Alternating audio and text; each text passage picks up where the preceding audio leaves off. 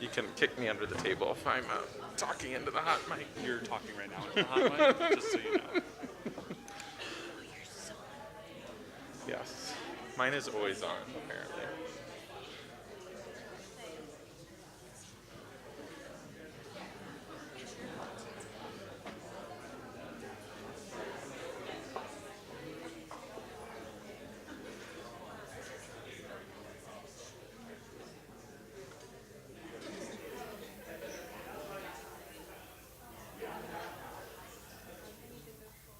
Yeah, I'm sitting up front. But it forces you to sit up front. Yeah. Are you going to remember to hit your mic?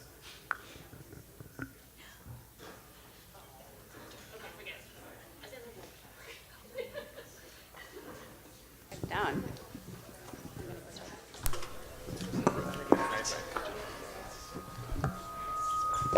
You just need to move from the speaker.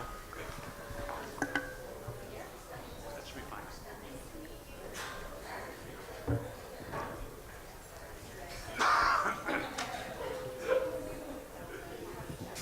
All right, I think we're going to get started. First off, welcome to everybody. If I haven't met you yet, I think I've met everybody, but if not, I'm Mita Gaitonde. I'm the Director of Admission here. And I am also a parent here. So happy to answer any questions you have. Thank you for coming tonight, braving this lovely weather that we're not used to here in California. This is a first-time event for us, so bear with us if there's any kinks we have to work out. And then I also want to let you know, tonight we're going to have questions that we get often from parents. It's going to be moderated, so the questions are already set. We'll have a little bit of time at the end for Q&A. But if you have questions related to the process and stuff, we'll save those for email or phone calls with Michelle and I, or when you come in, we can talk through what that looks like. Tonight's really about program and curriculum, and a chance to learn more about some of our teachers. On January 30th, we're going to have another event where our head of school will talk a little bit about near-term, long-term, what we're thinking, what's on our mind.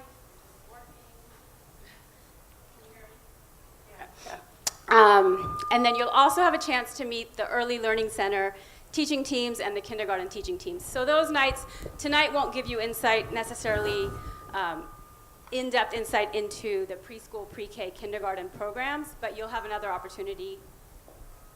I feel really funny. Oh, okay. I feel really funny holding this and not hearing it. Another opportunity to get more information about those entry points on that night as well. So I think that's it for now. Yes, process-related questions we'll do later. I'm going to turn it over to Leslie Richardson, and she's going to take it from here. Yep, thank you, Mita. So if I met a few of you already, and some of you, I think, when you've come for tour. My name is Leslie Richardson. I'm the director of the preschool through second grade. I've been here for 9 years now. I started as a learning specialist, and I've also been a classroom teacher and had a few other jobs here. I just love working here and have found it a great place for my own professional growth. You have a wonderful panel assembled here of fabulous teachers who are going to answer some of the common questions that we typically get during tours. And I think that will give you a baseline of just some of the things that might be on your mind about our curriculum. But we'll also have time to talk about anything that's specifically on your mind, too. So I'm just going to introduce you to the panel, and then we'll get launched with some questions that are pretty typical. And you'll have a chance to hear from all of these different fabulous teachers. Closest to me on the end is Jordan McCarthy. She is my roommate. We share an office right behind the front desk where I cover the lower grades, the lower ages of the school. Jordan picks it up in 3rd through 5th grade and is soup to nuts, covers everything from those grades, and then also oversees the specialist teachers in all the specialist subjects. Jordan came here a couple years ago and has a fabulous reputation as a beloved 3rd grade teacher. And then we were lucky to convince her to join the admin team last year. So I'm really pleased to have her as my roommate. Next to Jordan is Jackie Haas, who joined us a few years ago after teaching abroad. Most of that time, about 20 years of that time, she was teaching in Singapore, as well as some other places abroad. And we were incredibly lucky to get Jackie to come and join us in California. Jackie is a mom of 2. She has one child who just had his first year in college this year, and another who her daughter has graduated and now is an environmental analyst. Her husband is also a teacher, a math teacher at another neighboring school. So lots of great resources there between family and Jackie's knowledge of curriculum. She's a 5th grade teacher here. After Jackie, you've got Zach Oldenburg, who is a learning specialist in our Early Learning Center. And Zach joined us a few years ago and has been here and is actually very well known as a kid whisperer. He knows how to connect to kids and kind of calm and playful energy, which is very much appreciated in the early grades. You will often hear children chanting, "Mr. O, Mr. O." So they're talking about Zach. And we're so lucky to have him here as well. Lane Young is the Director of Educational Technology and joined us a few years ago coming from Chicago. Lane brings to us a wealth of experience, but also just a joyful energy around using technology in a way that's really meaningful that really resonated with us. When I talked to him when we were interviewing him, I was like, oh, please, I hope he comes, because he just had the right combination of deep knowledge of technology and just really wanting to make it work in a way that was really intentional and meaningful for our students. So I was so pleased that he said yes. The children love to see Mr. Young also. They look forward to whatever exciting projects he might have in mind. So they always anticipate his time with them with great enthusiasm. On the end is another prized member of our community, Maeve Noth, our librarian. She is an incredible resource for our entire community, not just the students who love to spend time with her and ask her for book recommendations, but also Maeve does work on the national level with book selections for different committees, and we're so fortunate to have her here. She is also someone who our whole community looks to for her vast knowledge around just literacy and books in general. And you can often hear people say, let's ask Maeve, she knows everything. So this is the panel that they're going to be asking questions. So we'll try to make sure that we represent some different perspectives on our curriculum, different ages, different backgrounds and experiences, so you get a well-rounded view of our program here. The first question that I'm going to throw out to the group, which is a very common question that we get during tours, is why did you choose to work here and what brings you back? So I think we're ready to go. I can start us off there. When I came to PBS, I didn't even get to tour or see the school or anything like that. I came over during the summer. I was hired over the summer. All I had was the super ideal pitch of what PBS is by Leslie. And it sounded amazing. It sounded like exactly what I wanted, like social emotional side of things. I come from a special ed background, working with those students and working about how we feel. It just seemed like the right place to be. And it ended up being true. I started working with 3 through 5 and the ELC, so I was seeing the entire spectrum of the school. And I now am in the ELC full time, but I've seen the pitch of PBS actually work, and it's been great, and it's why I'm still here. It's just the perfect home for my style of teaching, and yeah. So I'll add on to that. Similarly to Zach, I didn't have the opportunity to come here. I was very, very far away, so my source of information was the school website. And I don't know if you've seen the post entitled 10 Things We Know and Love About PBS. Yeah, I'm seeing some nods. And I was really drawn to it, and it inspired me to apply here. And the first one, which is you can have it both ways, really resonated with me in that I really believe in rigor, and I believe also that in order to give a rigorous academic program, you have to look at the social emotional learning of the child. And I think that we do that extremely well here at PBS. The fourth one was another one that also resonated with me, which is we're better together. And it's actually been one of the things that also has me come back, because even where I came from, we collaborated well, more so on a teacher level, but here it's not only the teachers, but it's my colleagues, but also parents, and the students are amazing with how well they collaborate and what they teach me. It's one of those life skills. I think it's one of the life skills that we are going to need for future generations, is working together with different people. And so they're learning to communicate, compromise, be a team player. And so those are some of the things that I'm getting better at as well from being here a teacher at PBS. And then the last one, number 10, is take a risk or two. And so sitting up here on this stage is a huge risk for me that my students are so proud of me doing, but I'll have to tell them how it goes at the end, whether or not. But they really lean into it, and in fact, they were just telling me, "You can do it. It's going to be great."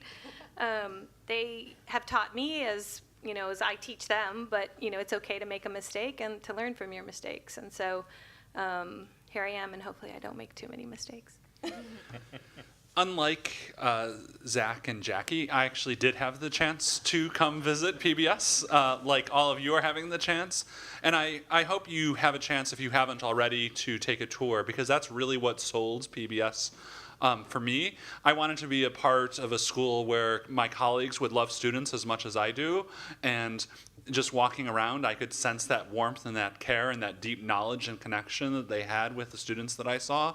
So that was something that was really important to me. I also saw students who continued to have that spark of love of learning and passion for learning, and so that was really important. And it just felt like a community that I wanted to be a part of, and that was something that was also really important to me. Was I wanted that sense of community, and that's also what keeps me coming back, is that community. So I felt it, very quickly from the tour, and I continue to feel it in the, every day in the last 2 years that I've worked here. And so that's just something that I know is special and is not true at every school or at every workplace. So who doesn't want to come to? Oh, thanks. Who doesn't want to come to work at a place where they think you can answer every question? But there is that. But truly, what I love about work here, I love our students.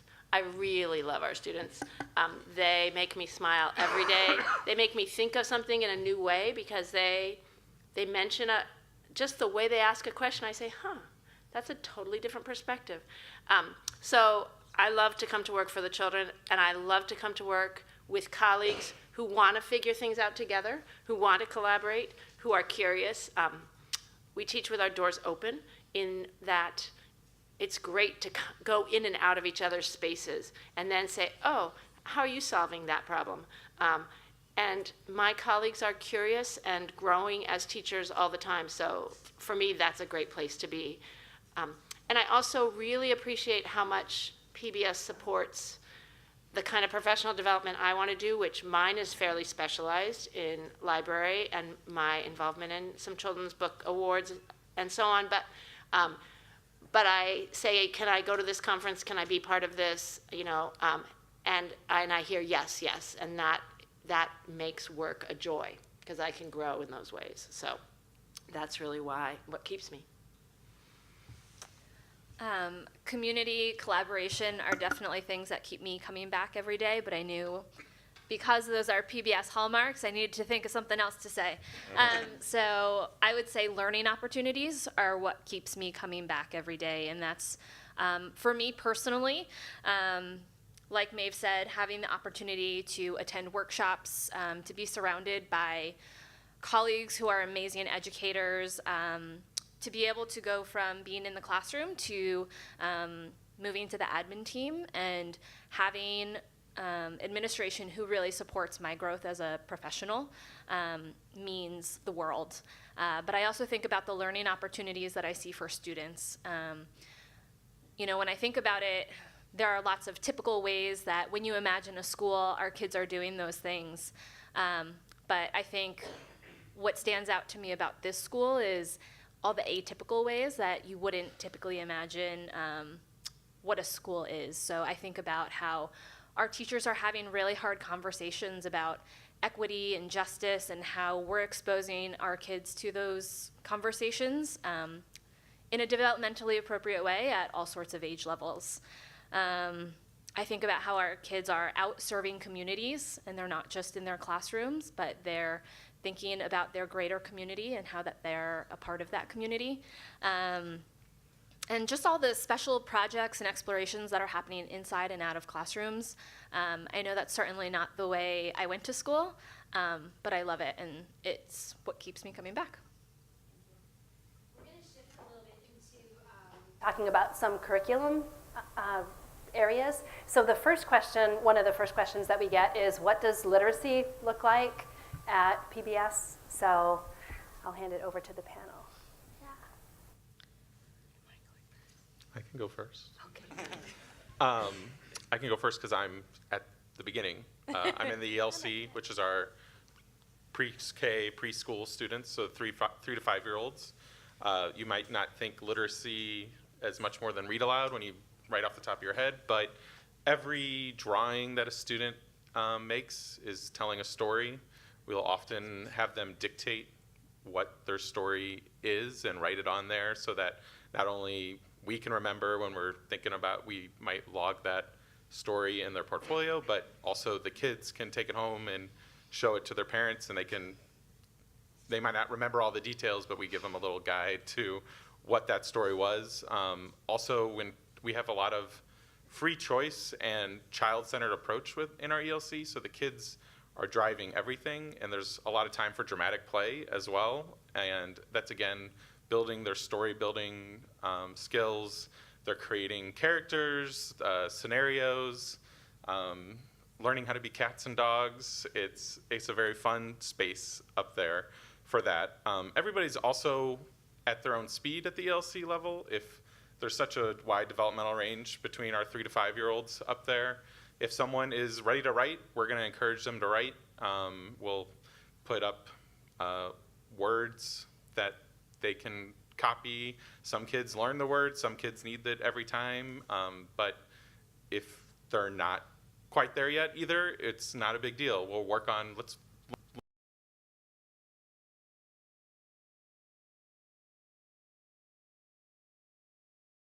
see.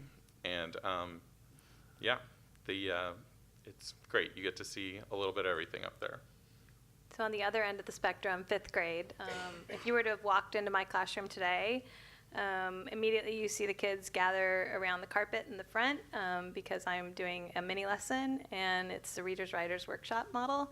And so I will teach a lesson that is focused and explicit. Today, our lesson happened to be on what makes a good discussion. And I was trying to teach them specifically about piggybacking. And so I taught them about asking questions and expanding on an idea and making a connection and answering a question. But before we actually got into the lesson, I asked them if they knew what piggybacking was, and I knew which student to ask, and they said, "Oh, you mean when you get on each other's back and then you go for a ride?" And I said, "Yeah, exactly. That's exactly what I meant. Come on, let's go outside and do it." And at first they were not so sure that I was really serious about it, but we did. We went outside and we had a little fun. The reason why I do those types of things is because then this is going to stick in their minds and they're going to remember piggybacking. But I then brought it back into the classroom and I asked, okay, now why would we do that? Why would we actually get on each other's backs and do piggybacking? So we explained that it's a metaphor for if you're on my back, I'm carrying you somewhere, I'm carrying you further and further into a discussion. And then I explained to them different ways that we could do that. I gave them some prompts. We did a fishbowl, which is where the person that was 2 different circles, the person was on the back was in the inner circle, the person on the outside of the circle was the person who was carrying the other person, and they tallied each other ways in which that they piggybacked. A previous lesson that we had was about making claims with the read aloud that we were doing, and so I threw out one of the claims that they had already made from the book that we had done, and they had a conversation. I had to actually cut them off because they were just talking for so long and piggybacking. And then they take that home and had conversations with their parents. And tomorrow I'll find out that their parents think that they're really strange, that they're saying, "I beg to differ, and could you please expand on that idea, Mom?" And but they, it's a way for them to learn these different skills. Okay. Oh, thank you.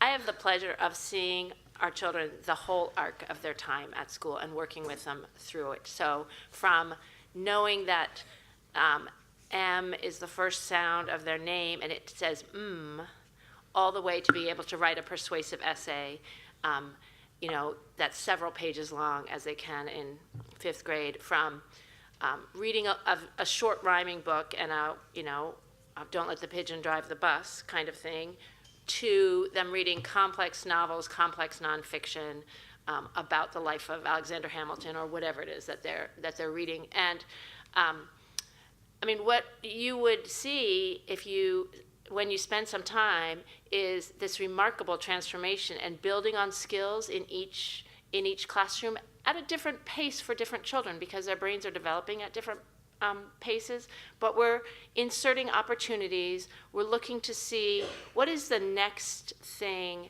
that this child needs to read to build a little bit on the last book that they read. And a teacher might be very specifically saying, this child's reading level is about here, I want to stretch it this much. And I'm saying, and I want to give them something that's going to make them want to do that work. Let's give them something also that's just about the thing they care most about, which might be anything from soccer, whatever, so that they want to do the hard work, because it's hard work. Learning to write an essay, learning to, we look for ways in the school so that if they write a letter to persuade the head of school that 3rd grade needs a pet, because that's an interesting letter to write, as opposed to, now write a persuasive essay about whatever that I decide for them. So we look for ways that it's very child-centered.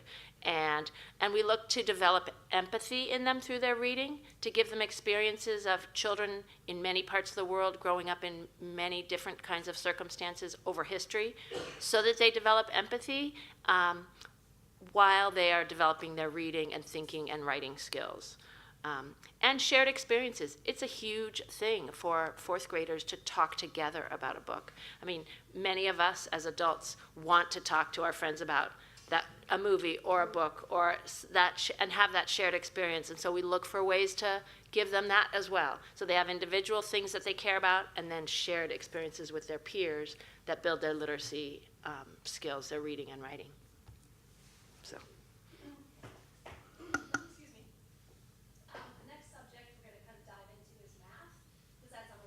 Minds now that we've approached literacy in a variety of ways. So we're going to kind of dive into math and talk a little bit about what does math look like at PBS across some of the grades.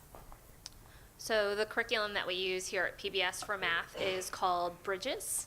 And it is a really nice combination of mini lessons that are direct instruction, some guided investigations, and then open exploration. And one of the things that we really emphasize and we believe in our math program is that kids can touch what they're doing and they can see what they're doing. It is less of memorization and a much bigger emphasis on understanding a concept. So a lesson that I used to do in my classroom was around multiplication and division. And as you can imagine, I've got some 3rd graders coming into my classroom who already have their multiplication and division facts memorized, and others who don't know what multiplication is. And that's something that we are definitely addressing all the time, that we need to differentiate our instruction and we need to meet kids where they are. So what that might look like is my kiddos who are ready for a little bit more, who need a challenge, I presented them with something called a hailstone sequence. And if you've ever heard of that before, or if you haven't, it's a sequence of numbers that increase and decrease as hail does before it falls to the ground, in a very specific way. And so this was an opportunity for my students to learn a little science behind hail, but also for them to just be presented with something and go off and collaborate and think and talk about how do these numbers go together, and make conjectures and play with the numbers to figure out, am I right? Does it work every time? Am I wrong? And how do I fix it? And how do we collaborate to get to something that does work every time? And then for my kiddos who didn't know what multiplication was, we're building on prior knowledge. We're connecting it to addition and subtraction and other concepts that they've seen. We've got manipulatives in front of them so that they can make equal groups of apples and think about if each of their friends have that same thing, what's going to happen. So those are just some of the ways that you might see math happening in our classroom. So to add on to what Jordan said, we're definitely looking for the conceptual understanding, that the kids understand what they're doing, not necessarily have memorized an algorithm, and especially when we get into the 5th grade, to make sure that they have that. So one of the things that we like to do besides is get out of the book and sometimes do some project-based ideas so that they have a real-life application in front of them. And so one of the things that we did at the beginning of this year was to reinforce those multiplication and division facts is the kids had to plan a family vacation trip. Boy, some of the parents were really excited. They thought, oh, this is great. So they had to do the individual costs. They had to find flights, hotels. I mean, we actually got on the computer. They did all this work. They had to plan a couple of activities, and then they had to total up all the costs. So to make that be an extension for some kids, I mean, we definitely looked at the multiplication and division of multi-digits, but they could also start to get into decimals. And for any kid who, that would be an extension for them. It allows that, some kids that already know, because you have that range of different kids in there, that some kids could take it to the next step. Jackie mentioned project-based learning with her students. That's something that also happens in the ELC. And it's actually where a lot of the math work pops up in the ELC. At this moment right now, one of the classrooms is taking a birthday census of the entire school, and they're going around, and a few of them go, and they ask every student and teacher in every classroom what month their birthday is in. But today I was in their classroom as they were tallying the newest collection of names, and they were counting through to see, because they're almost done. They think they just have 5th grade left to go visit.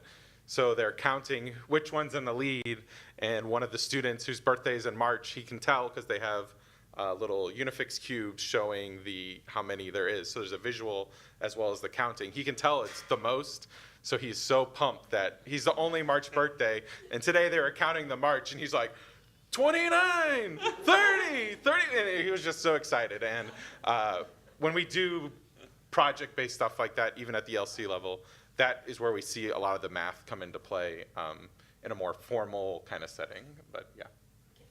Can I explain where those projects come from? Yeah. Sorry, I want to say where those projects come from. It'll be a conversation that the kids will be sitting playing, and someone will say, my birthday's in March, and my birthday's in February, my birthday's in February. Oh, that's 2 February birthdays. And the teacher's listening to their play and taking notes, not directing their play particularly, but can ask one extra question. And if that question sticks and that conversation sticks, then suddenly there's the opportunity to just count in our room when those birthdays are. And that can become a school-wide project or a much deeper project. So in ELC and in the older grades, projects come from things the kids are curious about. Another wonderful benefit of that, this is a little bit to the core value, a little off from math specifically, but math is kind of the vehicle in these examples for the children in the ELC to have the opportunity to integrate with the children in the K through 5 program. And it actually brings out the best in all of them to have these shared experiences of learning. Like, they care about these projects that they're doing, and they're like working on some serious business now. We have to figure out in our school community, like, what is the month with the most birthdays. And these kinds of experiences happen so often, they get layered on top of one another, and I think that contributes to the cohesiveness of our community, and I think it's something that we have that's really special here. The next question, I think one of the other hallmarks of PBS is the way that we integrate the specialist subjects into the daily lives of the children. And I think the next question, we'll just talk a little bit about how does integrated curriculum look, especially kind of technology lane. We could kind of start there.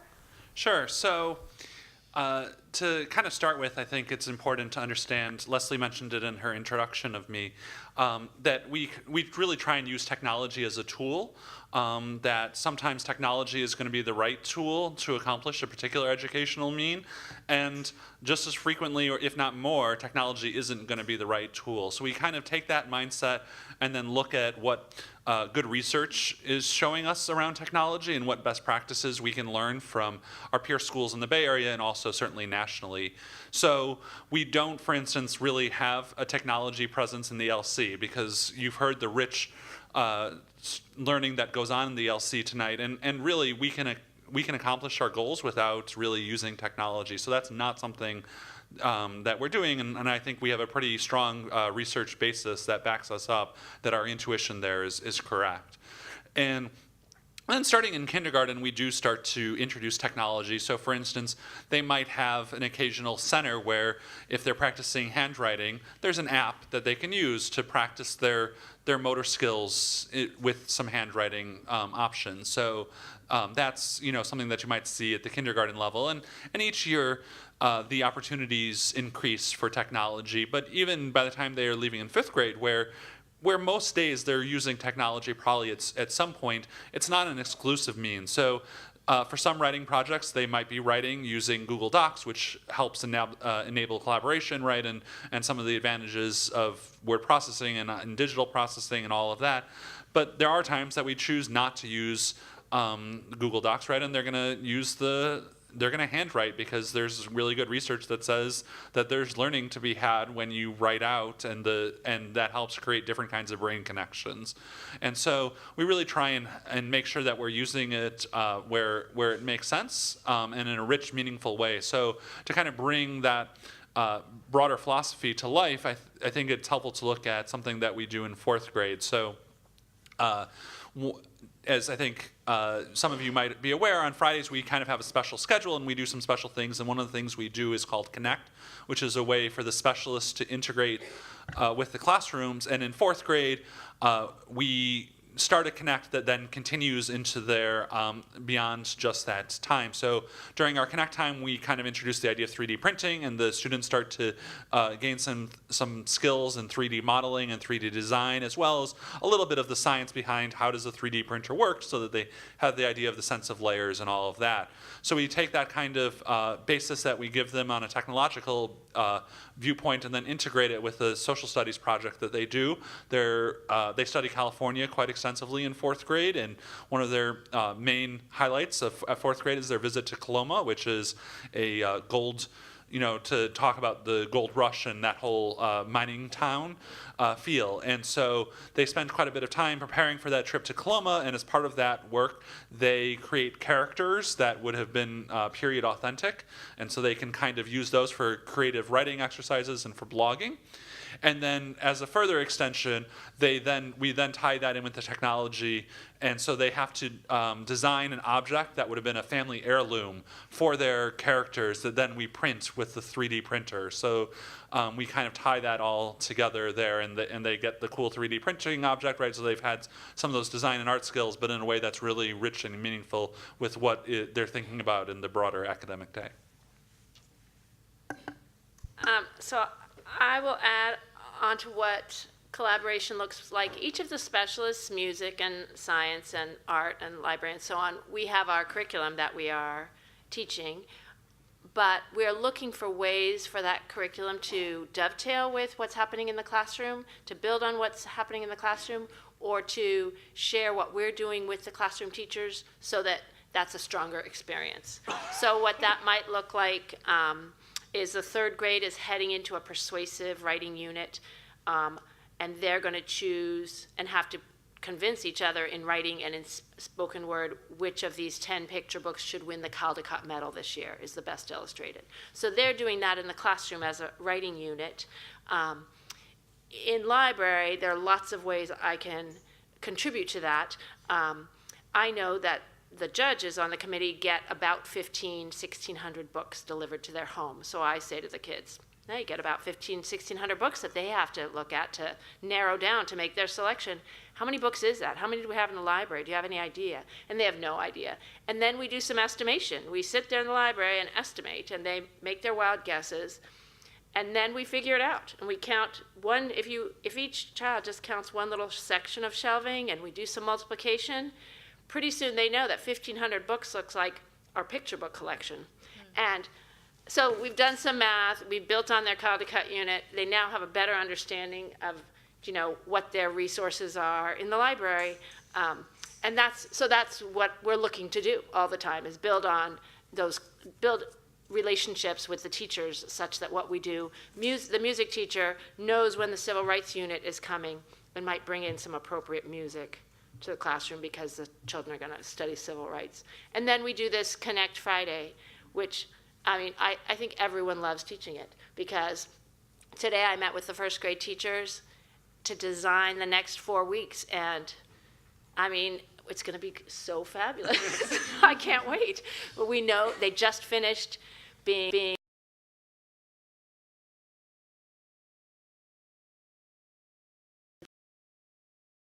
I have some really amazing picture books about animals that need care, shelter animals or adopting a dog.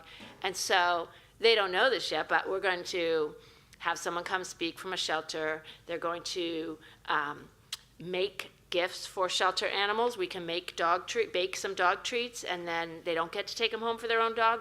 They can go use the recipe again, but the ones we make together, we're going to gift to the shelter. So we can build on their kindness, build on their, literacy, and their math with cooking, and it's so fun. You're going to want to come on Fridays. So, that's what collaboration looks like, is that we feed off each other as teachers. What is it we can do that's so great with these kids to extend their experience here? 3 years ago, we redesigned our schedule at school. We had a schedule expert. There are people who specialize in this, and came and she visited us and gave us this big, long presentation about all the different ways that we could maximize our schedule and our instructional time, but also focus on what was best for the students. And at first it was really scary because it was so different than what we had been doing before. And one of the recommendations from this scheduling expert was to make sure that there were plenty of rally points sprinkled throughout the year, so that it wasn't like everything happens around the holidays or everything happens at the end of the year, that you really provide some motivational rally points throughout the year. And this Connect Friday idea came up because we do gather on Fridays, and we thought Friday should feel different. And I think it really kind of bowled us over of how much fun it's been and how successful it's been. And so, for example, the Spanish teacher, she may be collaborating with the second grade, and they may do something that is totally unrelated to Spanish when they collaborate together. It's really based on what the children want to do, what the teachers want to do together, and it can look different from one year to the next. We have some connects that I think are very successful that we tend to repeat, but also it can look totally different too. So it's been, I think, for teachers and for students, a really, really invigorating addition to our schedule. So the last question of the 5 that we typically get, the top 5, has to do with assessment. So I'm going to turn it over to the panel to talk to you a little bit about what does assessment look like at PBS? How do we know how kids are doing? How do we communicate around assessment? Because that's really important in terms of our partnership. So I'll start this time. Assessment is ongoing and it's dynamic. It can be a quiz at the end of a unit, but it's usually a lot more than that. It's observations, it's exit tickets, it's conferring one-on-one. it's self-reflection, feedback from peers, and from teachers. I have like a whole nother long list here that I can go through, but I'll give an example that I like to do or think about. Anytime I do anything with the students, a lot of writing and reading, but when we do something, I will give them feedback, and then they need to look at the feedback that I give them. They need to look through what they've done in their process, and then they need to do some self-reflection, and they are the ones who then determine what's my next step. Because I think when we look at assessment, that's the whole idea of what we're doing, is where are we going next? What did I do well, but what do I need to do next? What's my next goals? I'm here to learn, and I'm going to continue to keep learning. So by looking at what I've done, I'll know where to go next. In the ELC, the assessment is also happening all the time, much less formally. The forms of formal assessment that we have in the ELC will be a narrative at each semester, be halfway through the year and the end of the year. You'll get a fairly 1 to 2 page narrative from the teaching teams about what's been going on with your student, how they're doing, things that we're seeing and growing, fun stories throughout the year, and then that culminates in the end of year portfolio conference, which is actually led by the students themselves.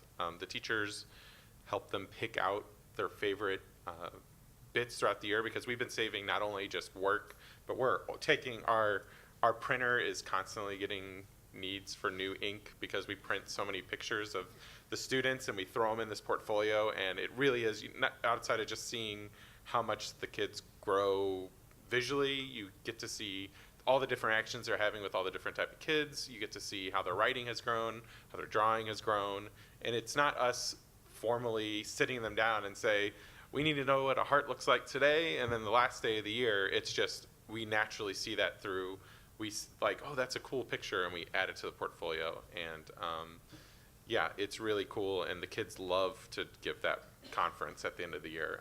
Teachers just stay out of the way, and they're like, yeah, on this day, I did this, and yeah, it's really cool. I think how we do assessment here at this school is actually another reason that keeps me coming back. I've been in a number of schools over my career, and I really value that assessment here is not just a number, it's not just a letter, and it's not just a kid as a data point. It is relational, it's a conversation, and it's student-centered. As they both talked about, it is constant and it's consistent. It does have to do with their academics, but it also has to do with they walk in the door in the morning and we're wondering, how are you feeling today? And we're assessing where they are, where their emotions lay, and how we can channel whatever energy they have to do their best learning. I love that kids are involved in assessment, that it's not just teachers communicating with parents, but that it's teachers having conversations with kids. Kids doing some self-reflections, some guided reflections, thoughts on what have I learned in the last 3 weeks that I've been here? How have I grown? Where can I continue to grow? And so I really do value just how much it's a process and how students are learning about themselves within that process. Jordan talking about self-assessment. With the ELC, it's so much social emotional. We're working through our feelings. We have an EI, emotional intelligence program that runs through all the grade levels here, but that's like us every single day talking about it's okay to feel angry, but like that's where we get a lot of those situations where we might have a small conflict, or if a kid's feeling sad, we get to have them talk about why they're feeling that way, and that kind of self-assessment starts the day they walk into school at PBS. And sometimes it's over angry things, sometimes we're talking about happy things, and yeah, it's great. I also just want to mention, all of this is going on here at school every day, but you should also know that you do receive progress reports, report cards. We do have parent-teacher conferences, and partnership is a huge piece of what we value in families and what we're looking for.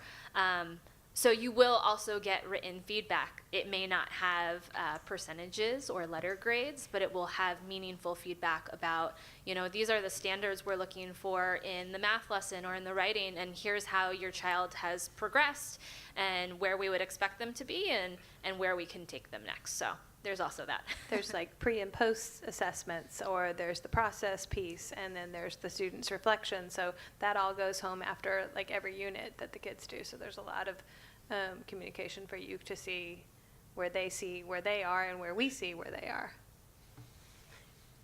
Anything else for assessment? Good? Yeah.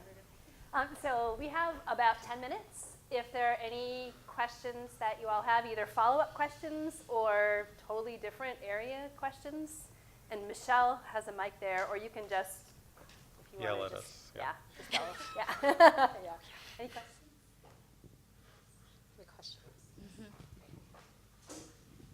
You had mentioned Spanish. I was just curious what other language we participate in here and what the students are exposed to. Yes. We actually have Spanish as the main language that is taught in the classrooms, and then we offer other classes as enrichment classes. So, yeah.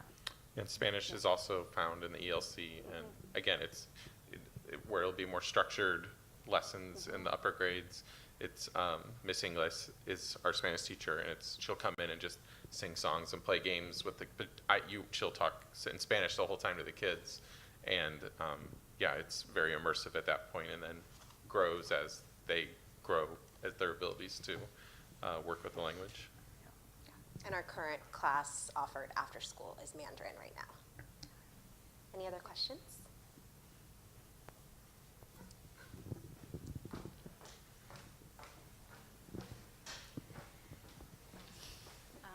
Hi, what's the school's philosophy on homework, and how does it differ, I guess, at different grades? ELCers get 5 hours of homework. That's called living. They have to live. I can start. Go for it. Do you want me to do I can talk to the younger grades? If Okay, you wanna- I can. or you I can tell you generally. Yep, there you go. Our philosophy is that we want to use homework as a tool. I know that there's a lot of different research out there about what people believe is effective and not effective, and we believe that it's a tool to develop some very specific skills around executive functioning, around building responsibility. So there are tasks that we will ask students to do, and in the younger grades, it'll probably take less amount of time, and that will grow as they approach 5th grade, and we think about how are we preparing them for middle school, where homework is going to be very, very different than in an elementary school. So our main focus is building those skills so that they are prepared for the future. And a lot of the assignments that are sent home by teachers, every grade level is reading at home for a certain number of minutes, depending on what's age appropriate.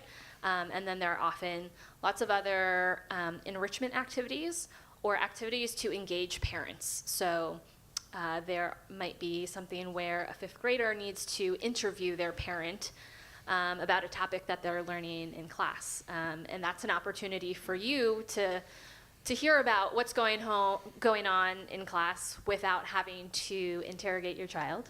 And when you ask them what happened at school today and they say nothing, this is one entry point that we offer for families to be engaged and for students to be taking a piece of paper out, completing an assignment, putting it back in their backpack, and bringing it back.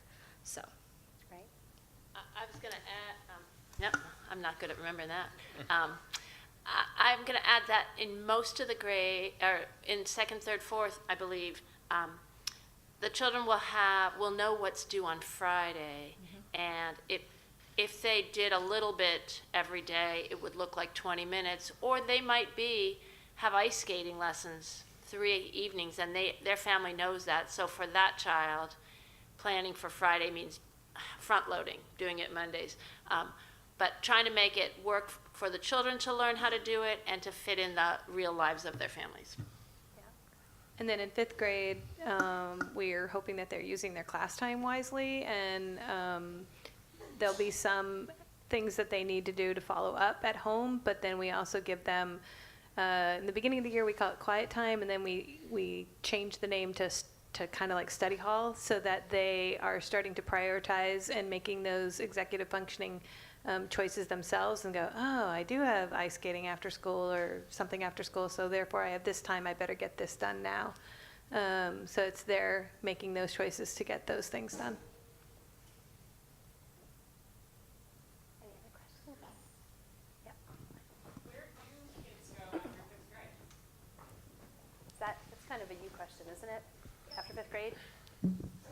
Admissions. So they go to a lot of places. I'd say there's about 15 schools that we send our kids to. Some of our families choose to forego the process and just go to their local public middle school. The 7 schools I'd say we consistently send a lot of kids to would be Crystal Springs, Menlo, Woodside Priory, Sacred Heart, Castellea, Girls Middle, Nueva. But that is changing because our geographical range is changing. We're getting families from as far south as Sunnyvale, Santa Clara, up north to Belmont, and even in the East Bay. So depending on where families are, that landscape is now changing. Yeah. And we have our former associate head of school is now our middle school placement counselor, and she handholds families through that process. And something that I really appreciate, my previous school was a K-12 school, and so obviously we have a different scope here. And something that I appreciate is 5th grade's a really magical year, and so we continue to do the hard work of getting our kids ready for middle school, but we also want to kind of nurture and embrace and love and send our 5th graders off feeling great about their time at Phillips Brooks, and so that continues to be a priority. So we kind of set up structures and boundaries so they're probably hearing about it at home, and we're talking with their parents regularly about it, but that's not something that is a playground conversation. That's something we kind of explicitly set up so that they can continue to just be 5th graders in that moment, and be 5th graders in their learning, and be 5th graders with their friends here at school, to kind of keep our culture and keep them as 10 and 11 and 12-year-olds.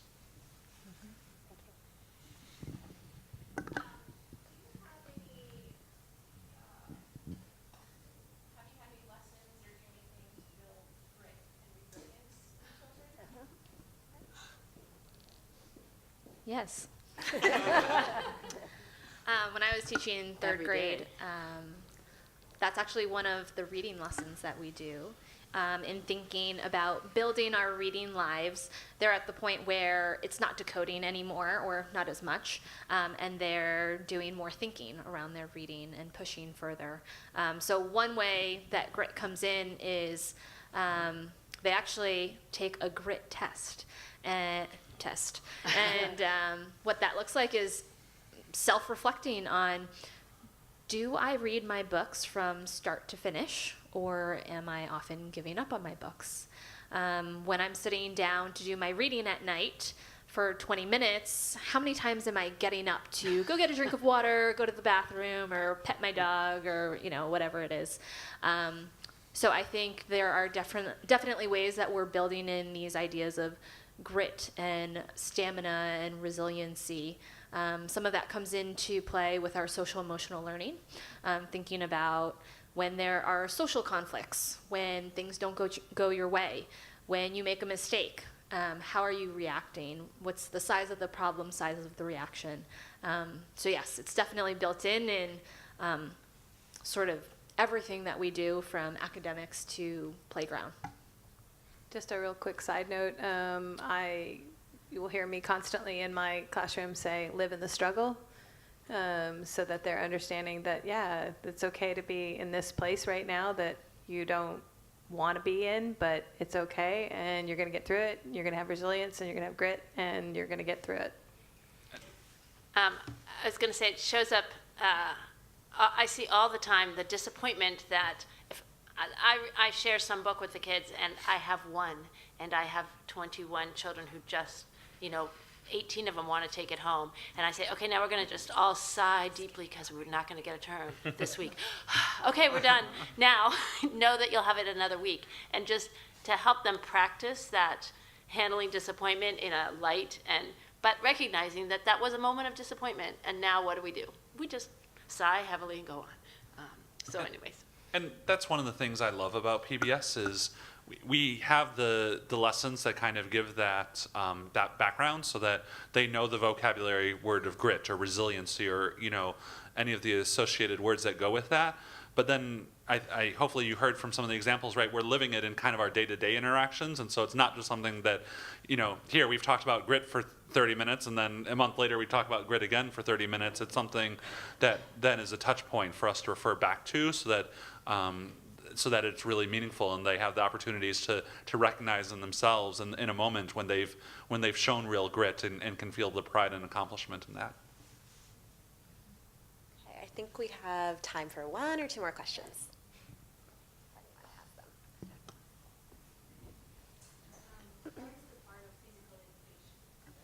PE? Yeah, sure. PE in the ELC is twice a rotation, so every 6 school days, well, minus the Family Friday. And that is, you'll see, that's our structured physical education time, which is, you know, they do everything, a slightly modified version of what the bigger kids will do. They're doing warm-up activities, and then it's followed by a couple of activities that also the coaches actually do a great job of building, like social emotional stuff into their games. There's one game that they talk about, their space bubble, where they are going around with hula hoops and they're confined to a certain space and they have to practice going around without bumping into someone's space bubble. Because a space bubble is something we might use if, you know, if you're getting too much hanging on your friends and buddies, hey, watch your space bubble. But also the ELC, every single day we have outdoor exploration where the kids are out on the playground, running around on the play structures. In the pre-K, we even take them on field trips over to the Big Toy, which is our bigger structure, which is the best thing ever, and they get to climb and show off their jungle gym skills. So yeah, we get plenty of PE time around here. For the other grades outside of the ELC, they have PE 3 times per rotation. And similarly, it's cross-curricular. So coaches are thinking about what's happening in the classroom. How can we integrate that into what we're doing out on the field? Some of it is exposing them to a variety of sports that they may never get to play, or that they may play one day on an organized sports team. Other things are building hand-eye coordination, you know, other sorts of skills that require some thinking and then executing. 3rd, 4th, and 5th grades also have the opportunity to participate in basketball after-school leagues within the township or within Menlo Park. And the 5th grade girls also have the opportunity to participate on a volleyball team. So there's lots of extensions outside of our school day as well. Anyone else? So I had a question about your evaluation. Do you actually try to figure out not just whether, you know, she is good at something versus, you know, she likes something, and those could be different things, and it would be really useful for parents to understand that difference. Oh, sure, yeah. I think, yes, I think that one of the things that was mentioned is that the progress report isn't necessarily about, you know, a grade or a percentage or a number, but it's about your independence towards mastering something. And within that, we also have a progress report about social emotional competencies and how habits of mind that come along with learning. So I think that part of what the teachers do when they do that assessment is getting to know the children, and not just what they may prefer to do, but how they feel about what they're doing. So I'll turn it over to you all, but yes. Yeah. I'm hoping I understand the question. Yeah. So I'm going to ask again for clarification. How do we evaluate kids? So I worry that evaluation would be about if somebody is good at something or needs to catch up versus if somebody actually loves doing things. And those could be different. I could be good at something, but Well, it's really wonderful if you're assessing something or if you're working on something and a kid loves to do it. Yeah, that definitely, helps in their passion in doing something. So, I mean, I think it's just a part of that observation stuff that you do. I don't know if I would necessarily evaluate it, but I would definitely use it within my teaching to bring that child further to where they're going. So I guess the way that I would answer this is that I take every kid where they're at ability-wise, where they're at likability towards the task, and I use all of that to move them further. I don't know if that answers the question or not, but And I just hope so. to take that a little farther, I mean, I think what a 3-year-old likes from day to day is going to be different, and so I think some loves carry on, and what they like by the time they get to 5th grade is going to be different too. And that's one of the things I like about PBS is that we expose them to a wide variety of things so that they do things that they really know that they love, and what that love is can evolve and change over their time at PBS.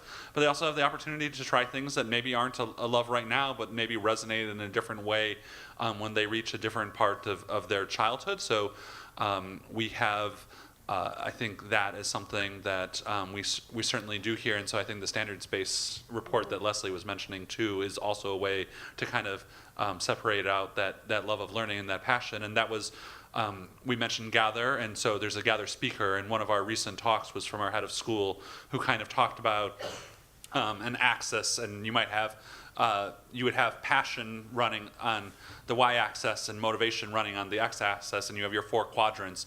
And so what happens when you're high passion but low motivation, or high passion and high motivation? And so that's something that I know I've heard our kids refer back to. So you have that range there. Did that address your question? Oh, good. Thank you. I think. Okay, so just to be mindful of your time, we're going to wrap up. If you guys have any lingering questions or just want to talk to us about process, Meetha and I will be here afterwards. I just want to thank our panelists and Leslie. Let's give them a round of applause for being here. Thank